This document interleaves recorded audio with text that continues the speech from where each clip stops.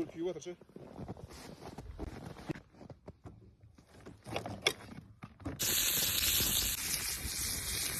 That's the witch, Mumsy.